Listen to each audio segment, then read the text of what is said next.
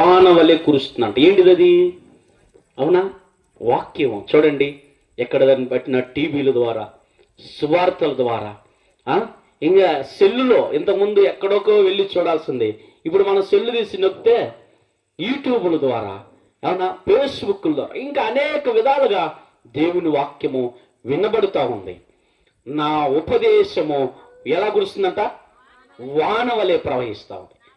నా వాక్యము మంచు వలె, అబ్బా ఎలాగంట, అందరూ ఒకసారి చప్పట్లు కొడదామా?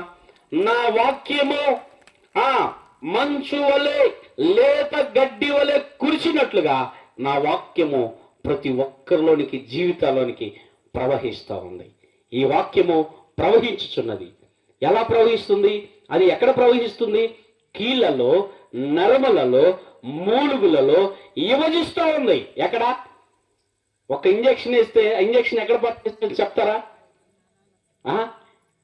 ఇంజెక్షన్. అలాగనే దేవుని వాక్యము మానవుని జీవితంలో ఉన్నప్పుడు అది ఏం చేస్తుంది తెలుసా? దానికి ఇష్టము కాని మొత్తాన్ని పక్కకు తీసేస్తారు. అవునా? అవన్నీ పక్కకు తీసి ఏం చేస్తారు? పక్కకు తీసేసి దేవుడు ఆయన పరిశుద్ధుడై ఉండి మానవుని జీవితంలో ఉంటాడు. ఎక్కడుండాలి ఆయన? గుండె గుడిలో. ఎక్కడ ఉన్నాడు? గుడి పనిలో లేడు. ఎక్కడున్నాడు? గుండె గుడిలో. ఇక్కడ ఉంటాడు. ఎక్కడున్నా? ఒక్కొక్కరు ప్రార్థన చేయమ్మా, ప్రార్థన కాబట్టి పాస్టర్